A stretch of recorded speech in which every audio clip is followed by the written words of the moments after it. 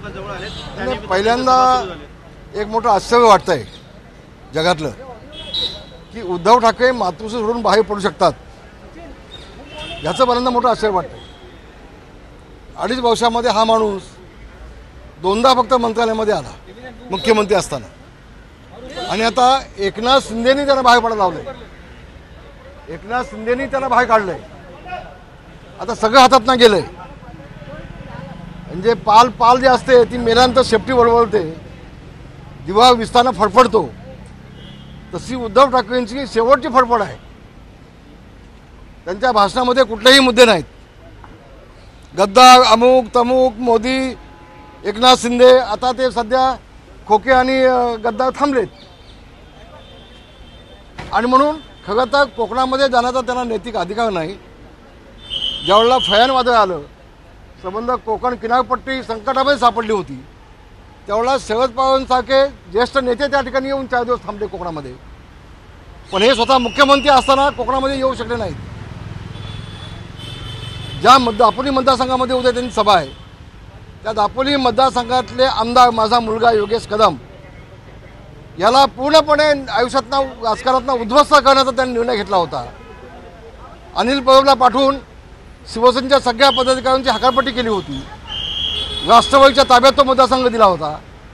अनिल परब सगळा निधी पालकमंत्री असताना योगेश कदमला बाजूला ठेवून सगळ्यांना देत होता.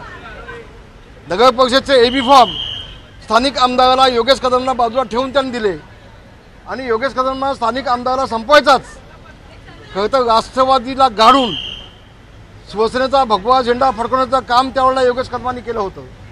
असं असताना योगेश कदमला संपवून टाकायचा, जे शिवसेनेच्या आपल्या आमदाराला एक शिवसेनेचाच नेता संपवतो, हे देशातलं पहिलं उदाहरण आहे. आणि म्हणून खरं तर उद्धव ठाकरेंना दापोलीत जायला लाज वाटली पाहिजे. त्याला लाज वाटली पाहिजे.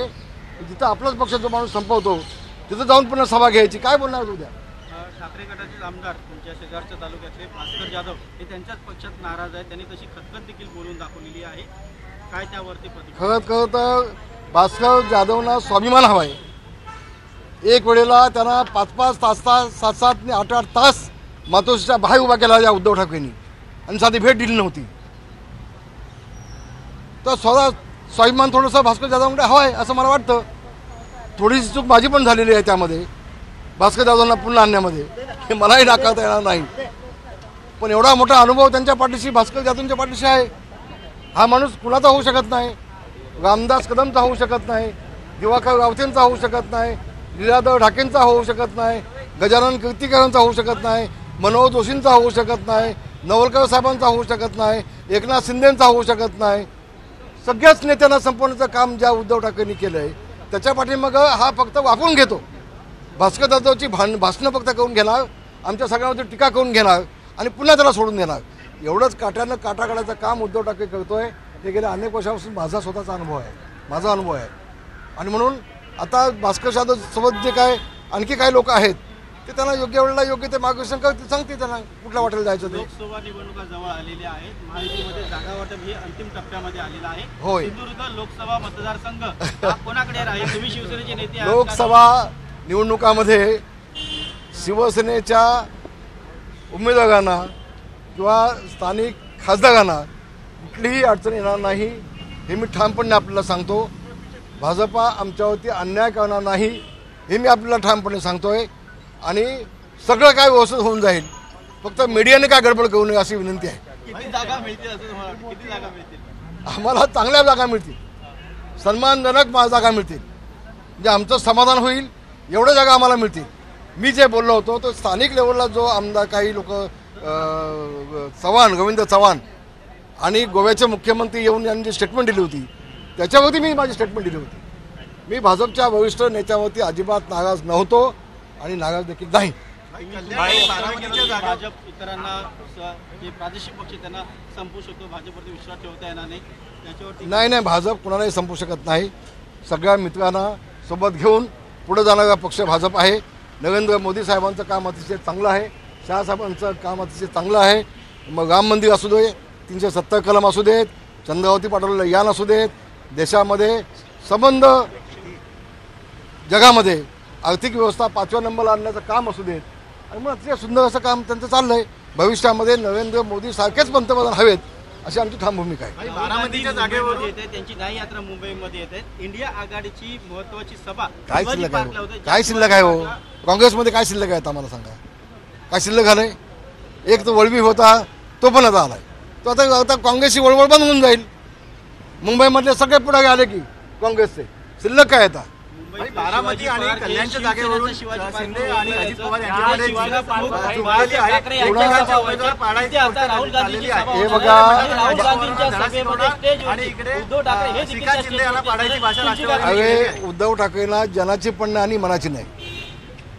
ज्या शिवसेना प्रमुखांनी सांगितलं होतं काँग्रेससोबत जाण्याची वेळ ज्या दिवशी माझ्यावरती येईल त्या दिवशी शिवसेना नावाचं माझं दुकान बंद करून टाकीन. त्या काँग्रेसच्या जाऊन मांडीवर बसतायत त्या काँग्रेसच्या सभेत जात आहेत त्यांचा मुलगा राहुल गांधींच्या मिठी मारतायत. तर ह्यांना जनाची पण नाही मनाची नाही. आपल्या बापानं काय केलं बाळासाहेबांनी काय केलं त्यांच्या आत्म्याला शांती लागेल काय ह्यांना काही नाही. बारामती आणि कल्याणच्या जागेवरून अजित पवार आणि शिंदे काही यांना वाद होणार जुळलेली नाहीत. आहे. शिवसेनेनं आम्ही बोलू त्यांना समजावून सांगू मीडियाला कुठेही अधिक मसाला मिळेल असं काम होणार नाही. तुम्हाला चिंता करण्याचं कारण नाही ते सगळं आम्ही मिटून टाकू. शिखा शिंदेला पाडायची भाषा करते राष्ट्रवादी. कोण पाडत नाही हो सर कोण पाडत नाही हिम्मत नाही कोणाची पाडायची. सर हिंदी में मैं आपसे जानना चाहूँगा कि उद्धव ठाकरे कोकण का दौरा कर रहे हैं किस तरीके से देखो देख रहे हैं आप? उद्धव ठाकरे को कोकण का दौरा करने का कोई भी अधिकार नहीं है. कोई भी अधिकार नहीं है उद्धव जी को. उद्धव जब कोकण के ऊपर संकट आया था फयान जैसे वादल आया था वहाँ पे तभी जगत पवार जी गए इस उम्र में लेकिन मुख्यमंत्री होने के बावजूद भी उद्धव ठाकरे वहाँ गए नहीं. तो अभी उसको जाने का अधिकार क्या है. जिस दापोली मतदार संघ में उद्धव ठाकरे आज जा गए हैं वहाँ का एमएलए योगेश कदम उसको पॉलिटिक्स से खत्म करने का काम हाथ में उसने लिया था.